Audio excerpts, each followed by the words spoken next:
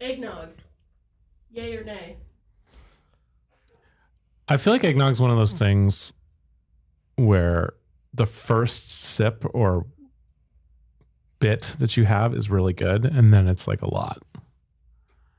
But I like the flavor. I like the flavor. Yeah. It's like a chocolate torte, but I like to mix mine like half and half and do like chocolate milk. That's fair. And eggnog. Sure. And then I can get away with it. I'm not a big milk. I don't drink a lot of milk. Like I had friends in town and they were like, you ask them like, hey, do you have any special requests? Any foods you want us to get? And they're like, oh, can you get us milk?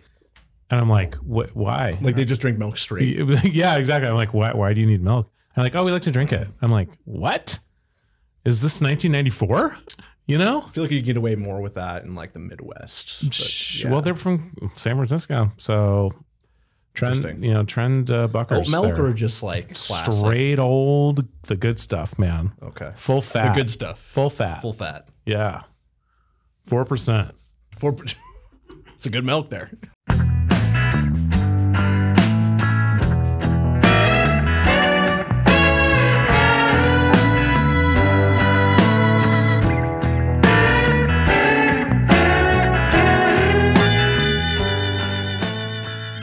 Hello, welcome to the Nick's Boots from Start to Finish podcast. I am Shiler Mao, your host. I'm joined here today by Nick Jarrett. Nick Jarrett, coming in off the road, selling things and responding to people on Reddit and Instagram and Facebook and all sorts of things.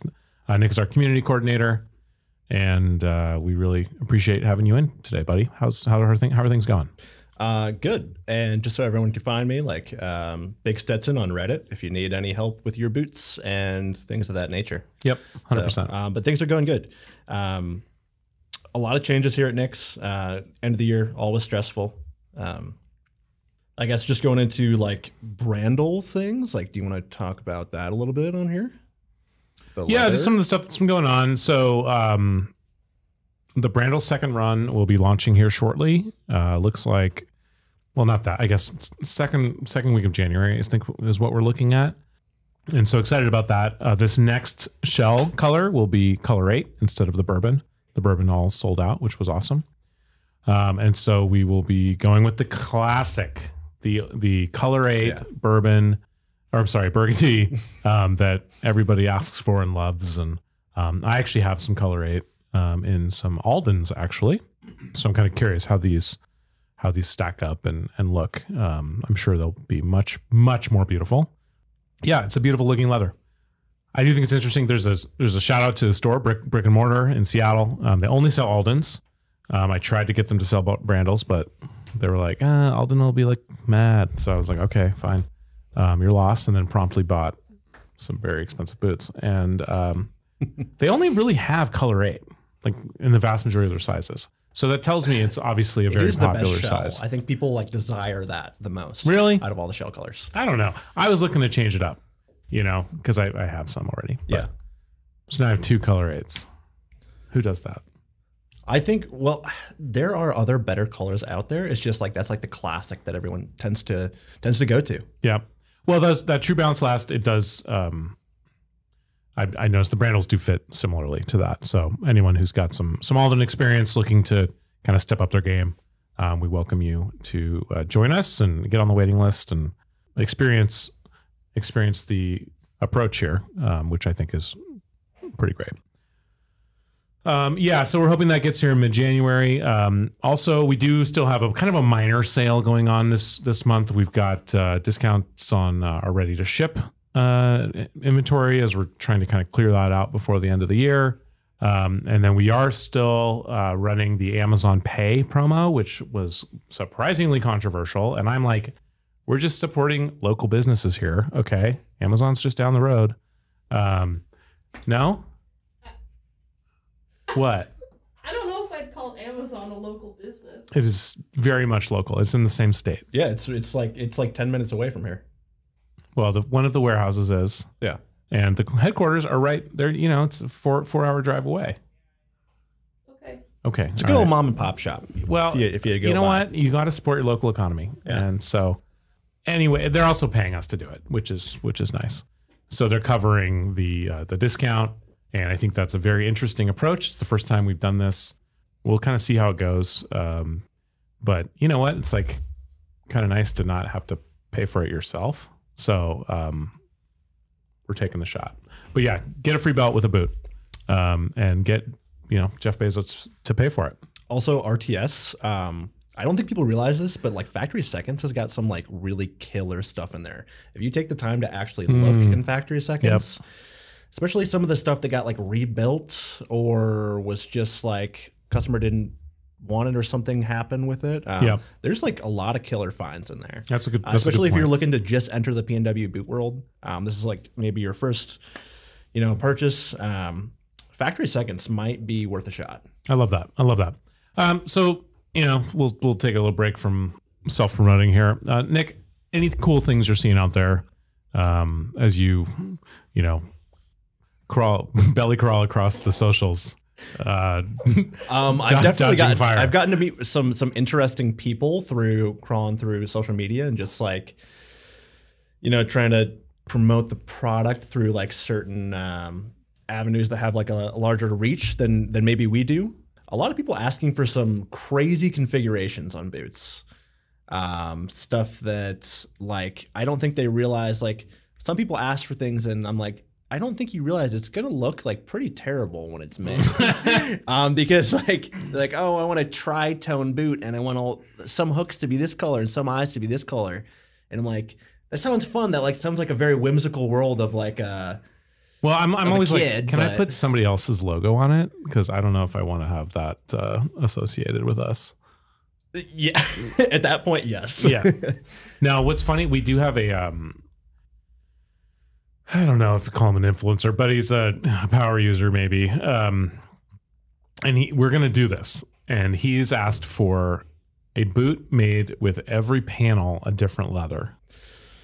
But the reason we're doing it is to show the wear of each leather type in as close as we can get to like a uniform, wear experience without, of course, like investing in testing or something like that and having like a UV light over them. But from a testing standpoint, I love that. That'll be interesting. But like you have to know like the boot itself is going to look horrible. But it's not going to look good. Yeah, 100%. It's not going to look good. for testing purposes. But you will know fantastic. Side by side, what Black CXL looks like next to 64 Tan versus Predator Orange. And I think probably Walnut, maybe? I don't know. Yeah. There's still some to this day where I have to like really look at a photo for like 3 minutes before I decide, is that double stuffed or is that Latigo? And it takes me a minute because sometimes it's difficult to tell unless you're actually like pulling up the leather. But when you're pulling something up, like you can pretty easily tell the difference. Yep. No, I would agree. Yeah. So any other interesting leather combinations going on? I am interested to see the darker blue. Do we have a name for that? Is it okay that I say that here? No? What? The darker blue. Oh, the cobalt? The cobalt. You mean the double stuff? Yeah. Sorry. Is that okay that I say that here? Sure. Okay. I've talked about it. Yeah, we've got a sample. I don't know if it's dark enough, but we'll see. I've talked about it before. And then we did a magenta double stuffed, and that's basically red. It's like cherry red. And so I think that's going to be a lot, but we'll see. I just like the idea of more like T-core black stuff that will turn like a little bit blue over time, or you'll see creases of blue. Yeah. The dye on the Wicket, especially the double stuffs, is quite a bit deeper than it is on like a CXL. And so it does kind of, I guess it can be T-core, but it will need like a good amount of abuse to really have that kind of come through. Not abuse, a good amount of love and usefulness also to come slate. through. That is such an interesting one. Because I've seen a couple photos now of boots after like 2 months of wear. I'm sure you've seen them too. But they are they look like brown chrome XL. Yeah, it's interesting. And it is so bizarre because it starts off as this like gray, like dark black gray, like mix, like distressed color. And then you can look brown chrome XL. Now you can see a little bit of that it's not nearly as dramatic, but you can see a little bit of that in the gray Cypress. The Predator Steel. it's still definitely gray, and it looks gray on the foot, but when you put it under like the high like light box lights, you can definitely see some of the brown coming through. Which to me, I mean, is that just decor? You know, I don't know, right? Because decor is sort of brown.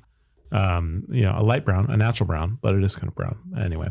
Yeah, I don't know. That was kind of an interesting experience because like the person who got that loved it, but there was like one person that was like, well, I don't know if I'd really like it aging into a completely different color than the one that I initially expected. And I was like, that's fair. But that's sort of the, I don't know, some of the DS, the double stuff is still kind of an experiment, especially in some of these other colors. And so I don't think you'll see that with a non-gray, just because the gray is not as strong of a color maybe. So yeah, I thought it was really cool. Okay, we've got, we're adding limited run options to all configurations. That happened this week. And we do have some more Thermin options that'll be coming. You'll see more Thermin like pull-ons and making those available.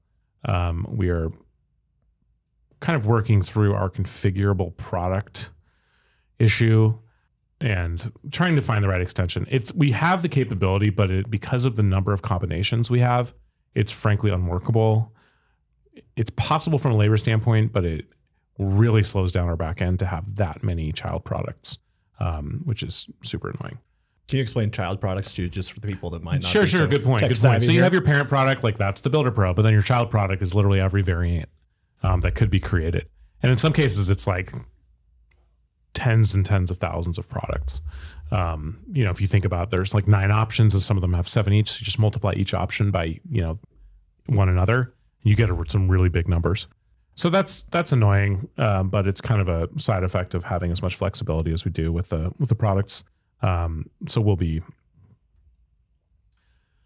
finding some alternative solutions to that. Right now, we do have it kind of like caged off, you know, in the big and tall section, and we're trying basically a more segregated approach with those options. So please bear with us. Oh, so some interesting things we talked about it that'll be coming for next year. So I posted a pic of that's Nate, our cutter. He's actually been on here. Those are his pair of Predator steels that were on Reddit yesterday. People really liked it. We're gonna start tracking employee boots and wear over time to really share with customers what these leathers will actually look like after, you know, 6 months or so of pretty strenuous wear. A lot of these guys wear them all day. They're standing, they're walking around, they're knocking them into things, you know, in the shop and in the factory. So I think that'll be cool. We tried that. We also did that a little bit with the Italian Brown Cypress with Luke. And I believe we did that with a pair of black waxed flesh. Anyway, so we're trying to do that more and kind of give customers an idea of what these will end up looking like. And yeah, the slate would have been an interesting one to have started that with, for sure. Can I ask, do you have a favorite contraband boot? Something that we don't actually sell on the site, but somebody here happened to get their hands on it or make it. You can say LS64 too. That's a great answer. We sold that though. Yeah, we did sell that eventually. We had to. It was like free PR. People liked it too much. Yeah. Yeah, I don't know. I've seen some wild combinations around. I tend to not like them. Well, it's annoying, right? It's like, I get it. It's their purview. You know, as employees, it's their right from working here. So employees get a free boot a year, and they can kind of make them however they want. But then I always get like, sometimes they share them, and then people are like, why can't I buy that? And I'm like, well, come bottom soles for 8 hours a day, and you can have this. Yeah. But it can be a little confusing to people. But no, it's fine. Sometimes they're just very strange. You know, I've seen some like 3-tone boots. Those have come through. Yeah, so years ago we did sell those. Like, they're ugly though, really ugly. Keith had some black and blue boots, like a rough out blue. Oh yeah, I've seen those before. There have been some just very interesting combinations, and sometimes the people buy them for like kind of special occasions, like going to festivals or concerts or something like that, and they want to stand out, and so that's why they make those loud combinations. Usually people who've been here for more than a few years, so they have the luxury of getting a pair of boots that they'll only wear like a couple weekends a year. But you know, other times, I don't know. Alder has a very interesting I don't love it, but it's a very interesting bison. It's got like smooth and rough out. I thought you were going to say it's Oxford. The Oxford. That's you put that what on I mean. Reddit. Oh, that was a bison? Well, are you talking about the wingtip thing? So he's got a low cut. Yeah, he's got a low cut now that he made with some bison. That's interesting. I remember we posted that on Reddit. It was just like asking for feedback on that one. But yeah, I don't know. I'd have to think about it a little bit more. But yeah, I'll let you know. Yeah. When you mentioned like bottoming boots too, like one thing I do want to discuss while we're here, I do get like a lot of questions about like 430 or V-bar soles, like which one is better for my line of work. One thing to note is the V-bar is like, it is denser overall than the 430. And like, I think a lot of people don't realize that. 430 has like a little bit more traction below. There's not like a huge difference on ice in my opinion. 430 is a little bit better. But the V-bar is going to be much denser. Like if you're wanting something that lasts you longer, but you don't want to go with that lug sole, V-bar is probably a great option for you. That's a good point. I've had a V-bar. I definitely wore through the traction on it, but that was over like 8 years or so of pretty heavy use. Yeah. And then I got them, resold obviously, but I had a pair of Roberts with the V-bar. It's a great sole. Yeah. It lasted a really long time. And if you're doing work boots, don't get a leather sole. Just don't get a leather sole. Yeah, but you have a beautiful British tan Packer with a leather sole. I got them resold to a V-bar sole actually. Oh. So they have a V-bar sole on them now because the leather sole, like beautiful boot, but it should not be used in the production floor every day. That was my problem. Got it. Yeah, no, so another thing we'll be doing next year, with all these unique combinations coming through, we are going to be offering, hopefully, each month. I'm kind of assuming we can find enough examples that are appealing. But each month we'll be offering these kind of special makeups as sellable configurations that you probably would not definitely be able to get through our normal website. So it's one way that we're kind of commemorating the 60th year that he'll have been in business. 1964 was when we started. We'll have some other things to kind of celebrate that, but that's one thing that we'll be doing. So kind of look forward to seeing how people react to that. Definitely have some very cool builds, like if you were a boot maker and you got a free boot and you could do whatever you wanted, what would you make? And oftentimes the results are great. They're not all blue and black and, red and green. So, we'll be sharing that each month. And I think that'll be a really cool thing for people to see and, hopefully buy. Oh, should you condition your oil or oil your leather laces? I don't think so. Don't do it. I think they'll break prematurely. I think if you get them in water too much, they'll break prematurely. So people are like, oh, well, I have to, condition them so they don't get dry. I'm like, no, it's causes them to snap a lot of times. It causes them to become more malleable. What gets a stamp versus what gets a tag? Heritage boots gets a tag. Work boots get a stamp. I know there are examples out there of vice versa. Some of those are old because this is a relatively new policy. It's probably only a couple of years old. And also, I feel we have bent the rules we have accommodated some people who wanted a stamp on their heritage boot or vice versa. So, yeah, apologies for any confusion there. So holiday traditions. What do you do, Shyler? What does the fam do? Do you guys cook a certain meal? Do you guys watch a certain movie? No. So my wife and I host her family who live here in Spokane for Christmas Eve. And then we go to my mother-in-law's house for Christmas Day. Christmas Day is pretty traditional. It's, usually a prime rib or something like that, a roast beef.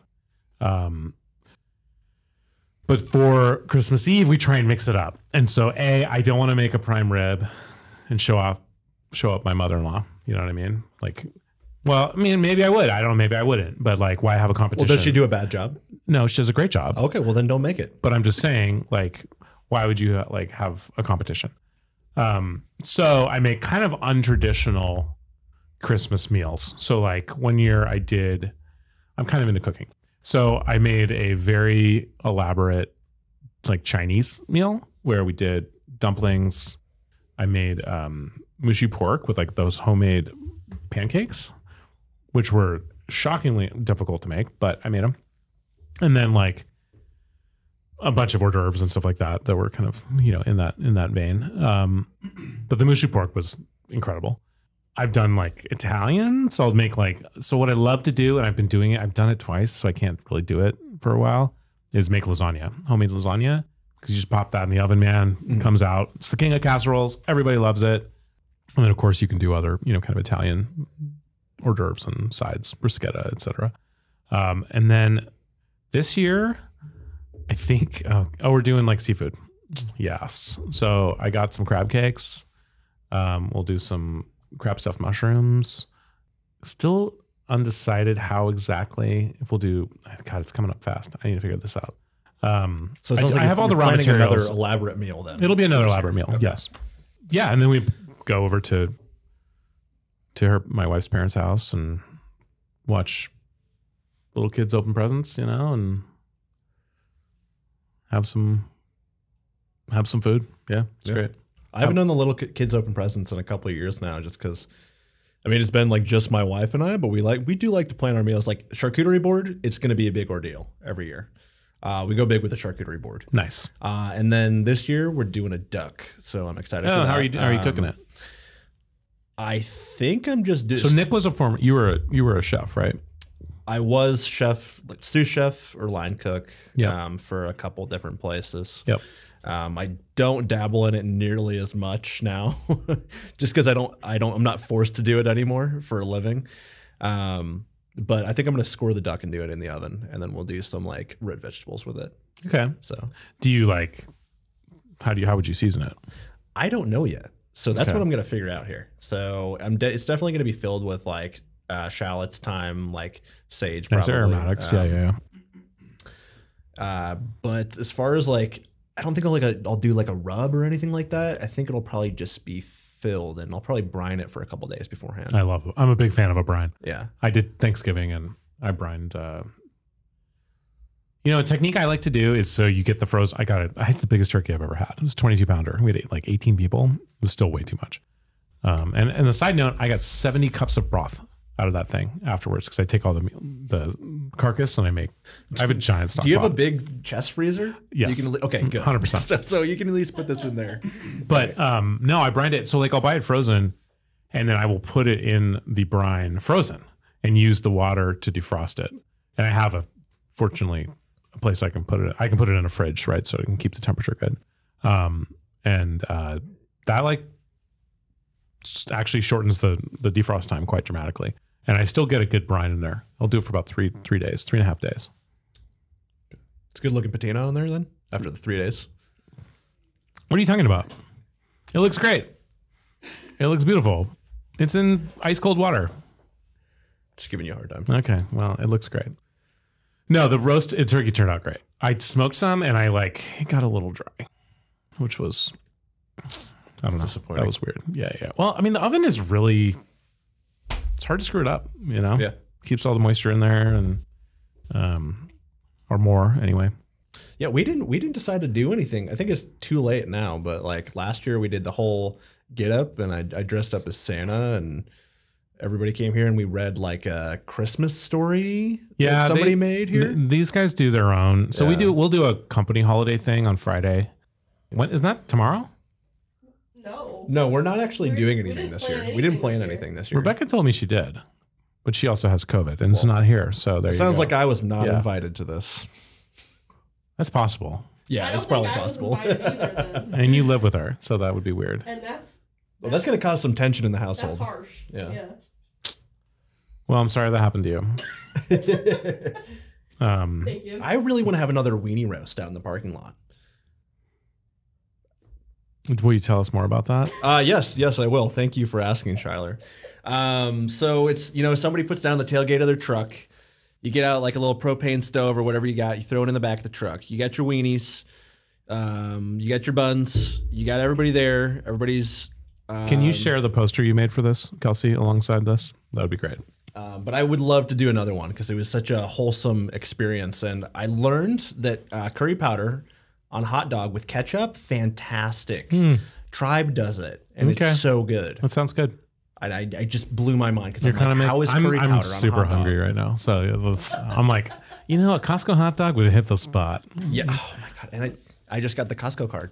So I can go down to the one. I'll go to the one in Yakima or something. Nix provides Costco cards to all of its employees. True. Yes. Very good benefits here. Because Nix is a great employer. Yes, we can go get dogs now for like $1.50. I think. Yep. God, it's so cheap. Such a great deal. Crazy cheap. I think that covers it. Kelsey has a question about any fun holiday work stories, and I think that's a great story. Is when Nick did a weenie roast in the parking lot.